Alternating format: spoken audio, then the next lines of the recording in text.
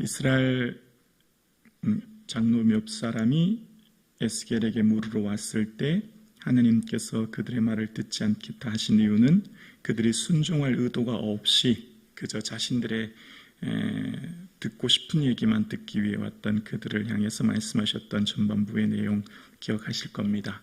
임시 모면, 그러니까 문제가 생겼을 때 그것만 임시적으로 모면하려고 하는 기도가 아니라 기도는 우리의 존재 자체가 바뀌는, 삶이 온전히 하나님께 존재 자체가 바뀌어서 하나님의 말씀을 듣고 순종하는 삶이 되어야 된다는 것. 그래서 하나님께서는 그들에게 내 이름을 주었다 말씀하시면서 이야기하셨던 걸 기억합니다. 하나님께서 당신의 이름을 주신 것은 주셔서 그들을 가나안 땅에 도착하게 하신 것도, 그리고 예루살렘 성전을 짓게 하신 것도 다 하나님의 이름을 주시기 위함이다, 이렇게 말씀하셨어요.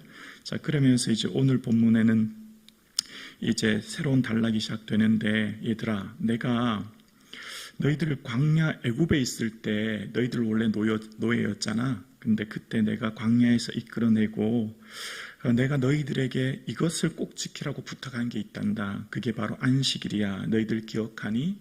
이건 내가 나와 너 사이에 세운 표징이야. 이제 그런 말씀을 하신 겁니다. 지금 이 오늘 본문 단락에서는 계속 하나님 말씀하시는 게 뭘 말씀하시냐면, 안식일 왜 안 지켰니? 이제 안식일에 대해서 막 이렇게 호통치시는 그런 내용이 나오거든요. 오늘 본문 전체 단락이. 그래서 안식일을 지키지 않은 건 내 이름을 더럽히는 게 돼. 왜 안식 지키지 않았어? 이제 그런 말씀하신 겁니다.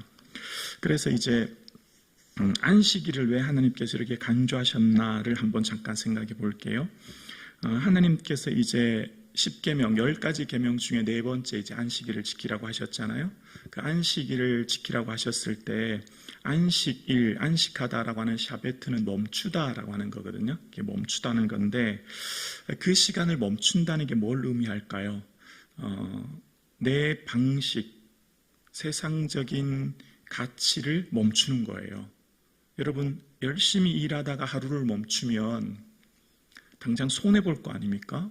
당장 세상의 방식대로, 남들은 예를 들어서 일할 때 내가 쉬면 거기에는 세상적인 방식이 아니라 하나님 방식대로 멈추면 내 생각대로는 그날 더 일해야 더 많이 벌 것 같은데, 그런 생각이 있지 않습니까? 멈춘다고 하는 것은 일단 하나님께서 원하시는 그 방식대로의 삶을 살아간다고 하는 것인데요.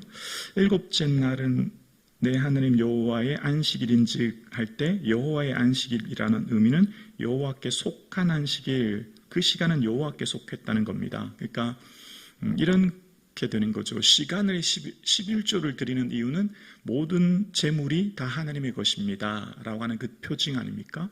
시간에 대한 표징은 11조를 안식일을 지킴으로 모든 시간의 주인은 하나님이십니다. 이제 그 고백하는 게 안식일이거든요. 그래서 이 안식일이라고 하는 것, 공간, 성막이라고 하는 공간을 내어드리면서 하나님께서는 시간이라고 하는 안식일을 지킬 것을 십계명을 통해 말씀하셨습니다. 그래서 하나님께서 처음에 안식일을 지키라고 하기 전에, 이전에 이미 하나님께서 창조하실 때 일곱째 날은 복되게 하시사 거룩하게 하시고 라고 하는 처음 창조하실 때부터의 시간이 기초가 되는 겁니다. 기원이 되는 거죠. 그래서 레위기에서는 그 성회, 거룩한 모임이라고 레위기 23장이 말하거든요. 주일은 거룩한 날이라는 겁니다. 왜냐하면 하나님께서 처음 창조하실 때 일곱째 날은 복되게 하셨고 거룩하게 하셨기 때문에 그 날을 구별하는 날이라는 겁니다. 구별해서 모든 내 시간을 멈추는 날이라는 것이죠. 그래서 그 시간을 통해서 하나님이 어떤 분인가를 보여주는 시간이 바로 안식일입니다. 안식일의 개념이 확장됩니다. 단순히 일주일에 하루를 쉬는 시간의 멈춤을 넘어서 이제 이후에 하나님께서는 레위기를 통해서 뭘 말씀하셨죠? 안식연을 말씀하십니다. 7년에 한 1년은 땅을 쉬게 하고 채무자에게 빚을 면제해 주고 동족의 종이라면 자유인으로 풀어줘야 되고 그 종이 갈 땐 빈손으로 가게 하면 안 됩니다. 그러니까 안식연을 지키게 하심으로써 하나님께서 그 속한 공동체가 평안하게 살 수 있도록 하셨죠. 그리고 그게 개념이 좀 더 확장됩니다. 그게 바로 뭐죠? 희년이라는 겁니다. 안식년이 7번 오면 그 안식일이 7번 오는 해 되는 50년째 되는 해는 가난한 사람들에게서 사들인 토지는 원래 주인에게로 다 돌려주게 되어 있습니다. 7번의 안식년 때 찾아오는 희년 때는 그렇게 하라는 거죠. 그러니까 안식년, 희년은 다 그 공동체를 위한 하나님의 장치였습니다. 인간의 탐욕으로 말미암아 빈익빈 부익부 현상이 발생하지 않도록 모든 공동체가 하나님의 은혜 가운데 살 수 있도록. 여러분, 자유와 쉼은 경제적인 것이 보장되지 않으면 할 수 없어요. 그거는 추상적인 논리밖에 되지 않아요. 대천덕 신부의 토지에 대한 책을 보면 그 태백에 가면 예수원이라고 하는 수도원을 건립하신 분이잖아요. 그분은 토지에 대한 연구를 많이 하셨는데 토지 없는 자유는 없다 그렇게 얘기합니다. 그게 뭐죠? 경제적인 자유 없이는 진정한 자유가 없는 겁니다. 이 시대에 많은 사람들이 자유하라라고 하지만 거기에는 반드시 경제적인 게 포함되어야 되는 거예요. 쉼은 경제적인 것 포함하지 않고는 결코 쉼이 될 수 없는 겁니다. 야고보에서의 덥게 하라, 배부르게 하라, 그 말이 필요 없는 거죠. 떡을 줘야만 되는 거예요. 그러니까 이 하나님께서 지금 끊임없이 말씀하시는 10가지 계명 중에 안식일이 가장 어쩌면 지키기 어려운 법일 수 있어요. 왜냐하면 사람들은 다 인간의 탐욕이 그 마음에 들어있거든요. 그래서 그 탐욕은 멈추지 않아요. 조금도가 있거든요. 그 샤바트라고 하는 안식이란 뜻은 멈추다는 거거든요. 안식일은 잠시 멈추는 거예요. 내려놓는 거예요. 내가 지금 뭘 위해 살고 있지? 내가 지금 뭘 위해 이렇게 열심히 살아가지? 멈추는 거예요. 그리고 세상적인 방식과 그 가치로 살고 있는 내 삶의 방식을 잠깐 멈추고 내 삶을 돌아보는 거예요. 그러니까 이렇게 지금 하나님께서 이스라엘 백성들에게 끊임없이 얘기하시는 건, 얘들아, 너희들이 살아가는 그 공동체는 내가 너희들을 다스리고 내가 너희들과 함께하고 내가 너희를 인도할 거야. 내가 너희들의 삶을 다스리고 인도하는 것을 너희들 믿니? 진짜 믿으면 안식일 지켜야 돼. 그게 하나님의 주권을 나타내는 거거든요. 하나님 주인 되심을. 그래서 그 하나님이 안식일을 지킬 때 하나님의 이름이 드러나는 거예요. 하나님의 이름이 영화롭게 되는 거예요. 왜죠? 이방 나라들, 이방 애굽, 바벨론, 아수르는요, 그런 안식일 개념이나 안식년, 희년법이 없어요. 그들은 힘있고 능력 있는 사람이 많이 가지는 거 당연한 겁니다. 약육 방식이 당연한 거예요. 그러나 하나님이 다스리시는 이스라엘 공동체는 그렇게 살면 안 되는 겁니다. 하나님이 사는 이스라엘 공동체는 하나님이 주권, 하나님이 주인 되시고 하나님이 다스리시는 그 나라는, 그래서 하나님께서는 절대 토지를 개인이 가질 수 없게 하신 거예요. 토지가 경제적인 바탕이 근원이거든요.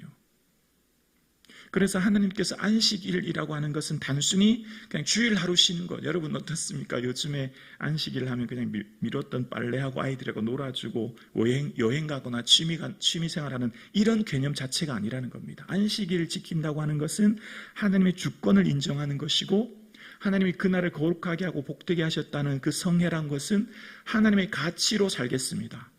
하나님의 주되심을 인정하겠습니다. 하나님이 내 인생을 이끄시는 주인임을 나는 믿습니다. 내가 내 힘, 내 방식대로 일하지 않아도 하나님께서 다 채워주시고 인도하실 것을 우리는 믿습니다. 아멘이십니까? 그러니까 안식년은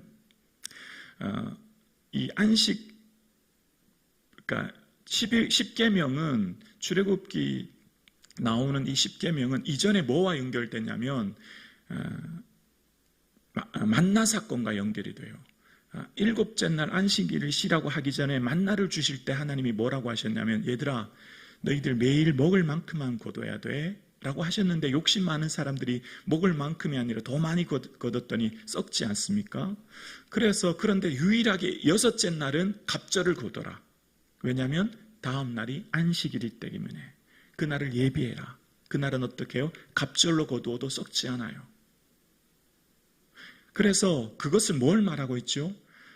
너희들의 생각, 너희들의 사고방식, 너희들의 모든 가치는 멈춰야 된다. 너희들이 그렇게 하면 부자가 될 것 같고 잘 살 것 같지, 행복할 것 같지, 아니야. 그렇게 사는 게 진정 너를 위한 게 아니야 라는 겁니다. 우리가 안식일을 지키면 내가 안식일을 지키는 것 같지만 안식일이 나를 지키는 거예요. 우리가 예배 드리는 건 뭡니까? 내가 예배 드리는 것 같지만 예배가 나를 지키는 겁니다. 가장 어리석은 사람이 예배 드리지 않고 자기 마음대로 방식대로 살려고 하는 사람이 가장 어리석은 사람이에요. 그 사람은 하나님의 주권을 인정하지 않은 사람이에요. 진짜 하나님을 믿는다면 그렇게 살 수 없는 것이죠. 그래서 이스라엘 백성들이 삶에 율법을 지키는 판단의 가늠자가 안식일인 겁니다. 그래서 바벨론 포로에 왔을 때 그들이 돌아보는 겁니다. 우리가 왜 이 바벨론 포로가 되었지? 우리가 왜 이런 어려움 겪게 되었지를 생각하면서 그 핵심에 안식일이 있었다는 걸 알게 된 거예요. 그래서 느헤미야는 백성들에게 개혁을 할 때 느헤미야 10장 31절에 보면 이런 말을 합니다.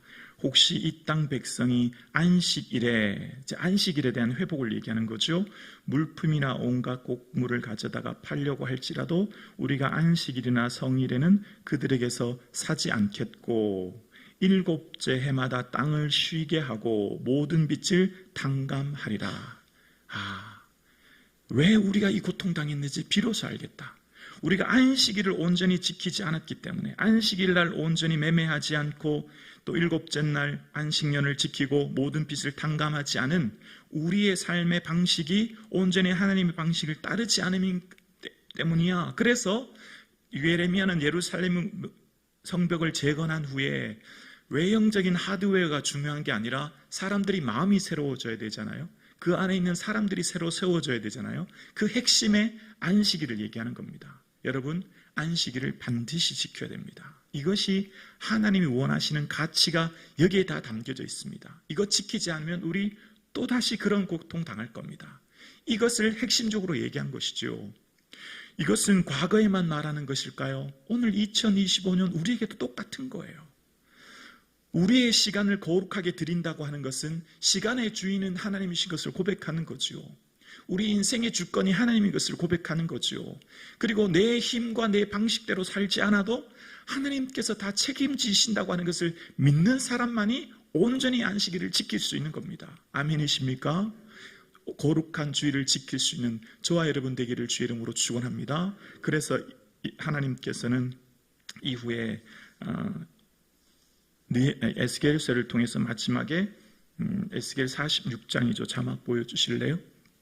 이렇게 말씀하십니다. 이 땅 백성도 안식일과 초하루에 이 문 입구에서 나 여호와 앞에 예배할 것이요. 이제 회복의 말씀이 46장에 나오거든요. 진정한 회복은 뭐로부터 시작되냐면 안식일을 지킴으로부터 시작된다라고 말씀하십니다. 예배의 회복이 있는 겁니다. 예배의 능력이 있는 것입니다. 예배 하나님의 주권을 인정하는 것입니다. 온전히 하나님께 예배하는 저와 여러분 되기를 주님 이름으로 축원합니다.